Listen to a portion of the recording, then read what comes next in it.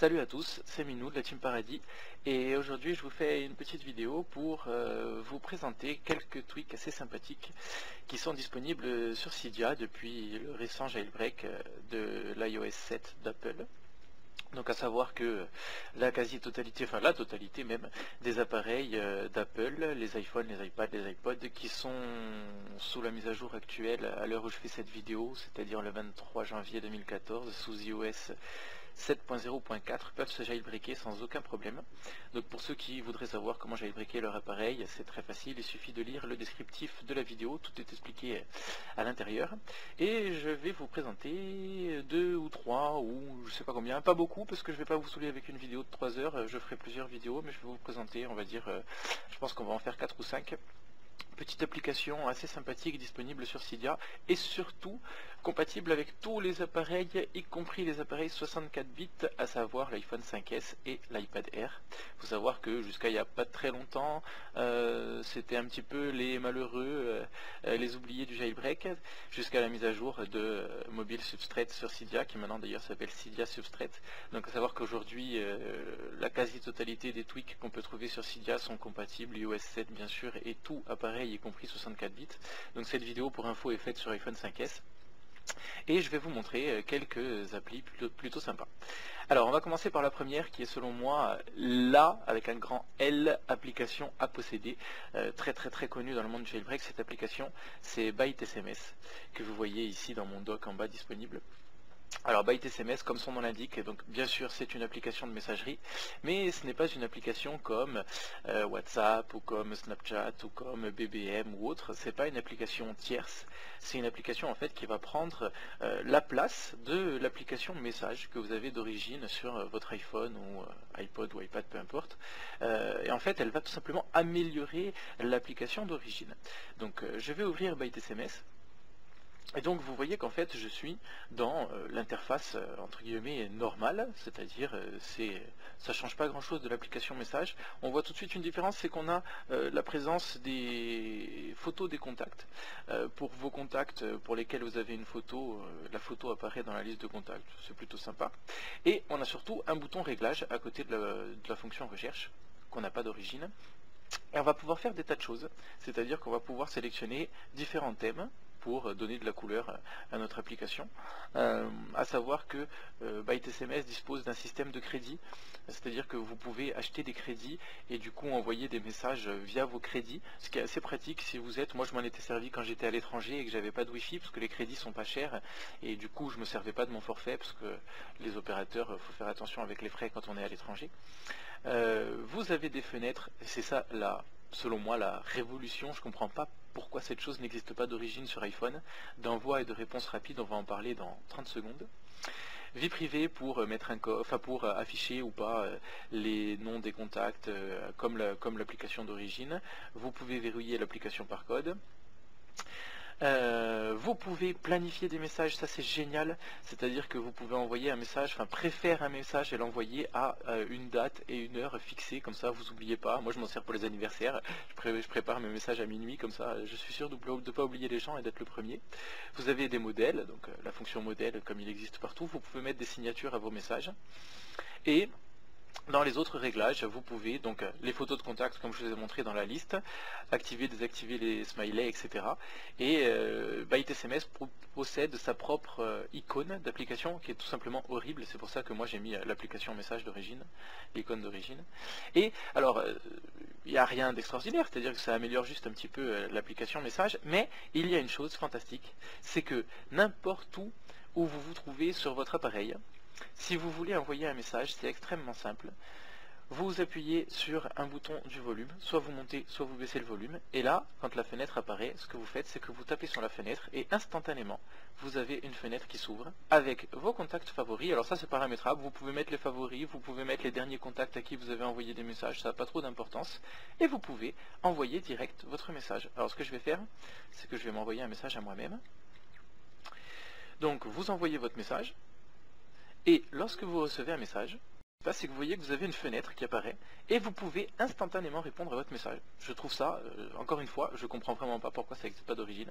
Donc vous pouvez taper votre réponse et l'envoyer directement, ou sinon vous pouvez cliquez sur vous le voyez plus tard et dans ces cas-là le message n'est pas considéré comme lu et vous y répondrez plus tard. Ou vous pouvez tout simplement dégager le message, c'est-à-dire que vous swipez la fenêtre, le message est parti et il a été considéré comme lu.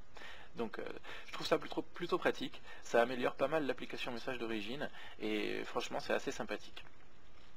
Donc ceci étant fait, nous allons parler d'une autre application que moi aussi, là je trouve pour le coup franchement pas mal du tout. Cette application, c'est une application qui s'appelle Swipey et qui est très utile lorsqu'on utilise souvent les mêmes applis. Par exemple, moi je me sers très souvent de 3 applis, à savoir l'application téléphone, l'application message et l'application calendrier. Et en fait, cette application Swipey va vous permettre d'avoir des raccourcis vers vos applications favorites directement depuis le lock screen. Alors je m'explique, quand je suis sur le lock screen, en fait, si je swipe vers la droite, ce qui se passe, c'est que je déverrouille mon iPhone. Et bien là, en swipant dans l'autre sens, c'est-à-dire vers la gauche, je vais avoir accès à mes applications favorites. Alors, par exemple, moi j'ai mis en premier l'application téléphone, en deuxième l'application message, en troisième l'application calendrier. Alors c'est ultra rapide, c'est-à-dire que si je veux accéder à mon application téléphone, qu'est-ce que je fais? Je swipe vers la gauche, et là, instantanément, j'ai mon application téléphone qui est dispo. C'est très rapide, c'est très fluide, c'est bien pensé. Je vais vous montrer pour l'application message. Donc je verrouille mon iPhone, sans avoir besoin de le déverrouiller, je swipe une fois, 2 fois, et là, je suis direct sur mes messages. Et enfin, pour le calendrier, une fois, 2 fois, 3 fois, et je suis sur mon calendrier. Donc vous pouvez configurer jusqu'à 6 applications. Je vais vous montrer ça dans les réglages. Donc on va du côté de Swipey, ici. Et vous avez tout simplement première, deuxième, troisième, quatrième, cinquième, sixième application. Vous mettez ce que vous voulez et vous y avez directement accès depuis le lock screen. Franchement, je trouve ça sympathique. Voilà pour Swipey. On continue avec une application alors qui est dédiée à l'iPhone 5S. Donc désolé pour ceux qui n'ont pas un iPhone 5S parce que tout simplement elle va utiliser le lecteur d'empreintes. Alors comme vous le voyez, moi mon téléphone n'est pas protégé par le lecteur d'empreintes, c'est-à-dire que je peux déverrouiller sans code et sans avoir besoin de mon empreinte digitale. Tout ça parce que je trouve le lecteur d'empreintes vraiment très pratique sur l'iPhone 5S, mais un petit peu trop restrictif, c'est-à-dire que le fait de se servir de son empreinte digitale pour juste déverrouiller l'iPhone, ça veut dire que personne ne peut utiliser mon iPhone, quoi, à part si j'enregistre l'empreinte de quelqu'un d'autre. Et je trouvais ça trop restrictif. J'aurais aimé que je puisse déverrouiller seulement certaines applications avec mon empreinte. Par exemple, si j'ai pas envie qu'on aille lire mes messages, et bien juste l'application message.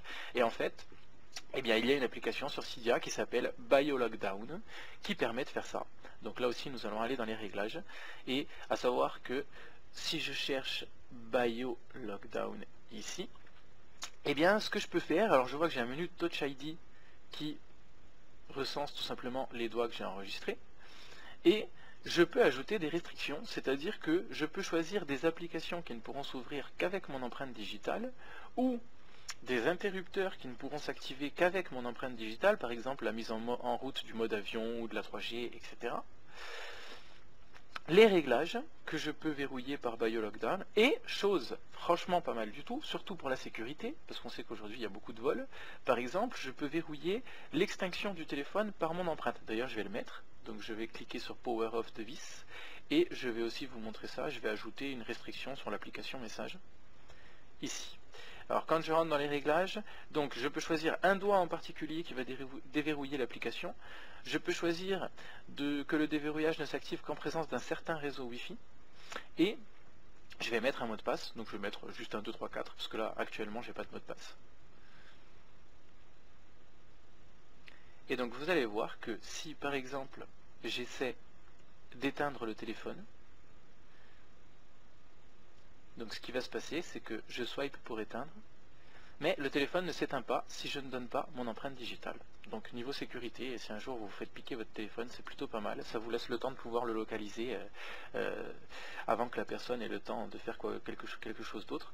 Et pareil pour l'application message, donc voilà, je l'ai verrouillé, donc du coup, sans mon empreinte digitale, pas possible d'accéder à l'application message. Alors vous allez me dire par rapport à l'application que j'ai présentée juste avant, à savoir Swipey, ben, c'est pas génial parce que sur Swipey on pouvait accéder au message directement depuis le lock screen. Alors bien sûr c'est compatible, c'est-à-dire que si avec Swipey j'essaie d'aller voir mes messages, et bien là comme j'ai configuré une empreinte, forcément je ne peux pas y aller si je ne donne pas mon empreinte. Si je clique sur annuler, il ne se passe rien du tout, je ne peux pas accéder au message.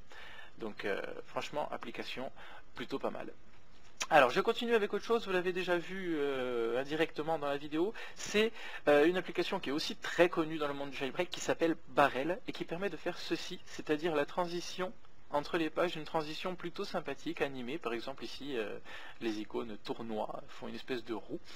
C'est une application qui en soi ne sert à rien, mais l'avantage du jailbreak c'est aussi ça, c'est-à-dire qu'on peut un petit peu personnaliser son iPhone, le rendre unique comparé aux autres, c'est-à-dire avoir ces petites touches, comme par exemple moi mes icônes qui sont rondes, et la transition qui se fait comme ça, qui fait que vous avez un iPhone à vous un petit peu plus personnalisé. Alors Barrel, c'est une application qui permet tout simplement de faire ça, et qui permet des tonnes et des tonnes et des tonnes de transitions. C'est souvent mis à jour, il y en a franchement pas mal. Je vais le mettre en random pour pouvoir vous montrer un petit peu tout ce qui est dispo. Donc là, c'est-à-dire que à chaque fois que je vais changer de page, il y a une animation au hasard qui va se mettre en route.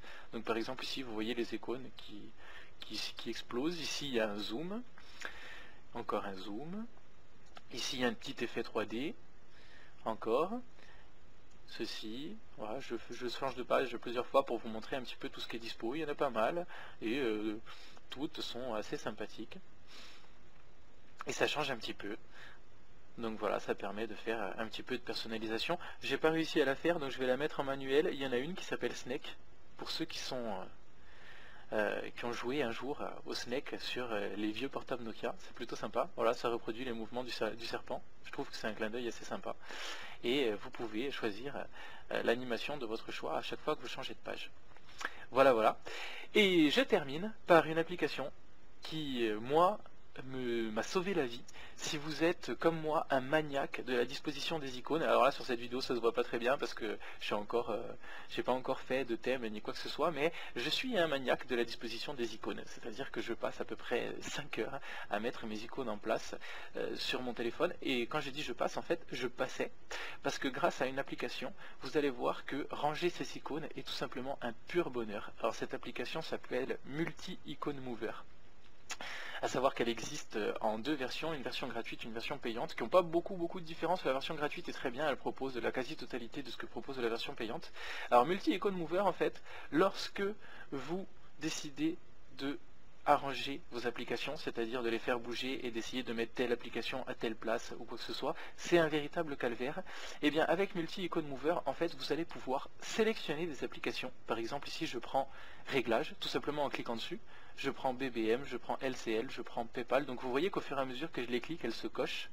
Et si je veux toutes ces applications en un seul coup les mettre sur une page, eh bien je vais sur la page que je veux. J'appuie sur le bouton Home, et là, hop, automatiquement, elles sont transférées. Ça fonctionne aussi avec les dossiers.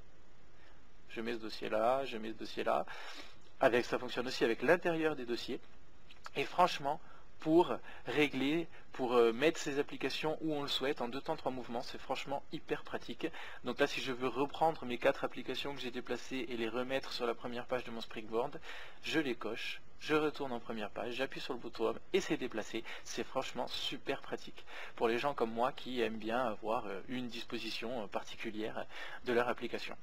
Voilà, donc on est déjà à 10 minutes passées de vidéo, donc je vais arrêter de vous saouler. Donc je fais un petit récapitulatif. On a parlé de Byte SMS, je mettrai tout dans le descriptif de la vidéo avec les sources sur lesquelles vous pouvez trouver ces applications de toute façon, donc vous inquiétez pas si vous n'avez pas pu suivre quand je parlais. L'application Byte SMS qui améliore l'application message et surtout qui permet de faire des envois et des réponses rapides, c'est assez pratique lorsqu'on reçoit des textos, c'est très sympa. Ensuite on a parlé de Swipe qui permet d'accéder directement à ses applications favorites depuis le seul lock screen simplement en slidant vers la gauche. Ensuite on a parlé de BioLockdown qui protège vos applications sur iPhone 5S avec votre empreinte digitale seulement pour telle ou telle application, ou l'extinction de l'appareil, ou les réglages, ou tout ce que vous voulez. Barrel qui donne des animations entre les différentes pages du Springboard. Et enfin Multi-Icon Mover qui permet de déplacer plusieurs applications de manière très simple lorsque vous voulez les arranger à votre guise. Voilà, voilà. Je ferai une vidéo, je sais pas quand, dans pas très longtemps. J'essaierai d'en faire une par mois pour vous présenter d'autres applications assez sympathiques. Et en attendant, pour aujourd'hui, ça sera tout. Donc j'espère que ça vous a plu et je vous dis à bientôt pour une prochaine vidéo. Ciao, ciao.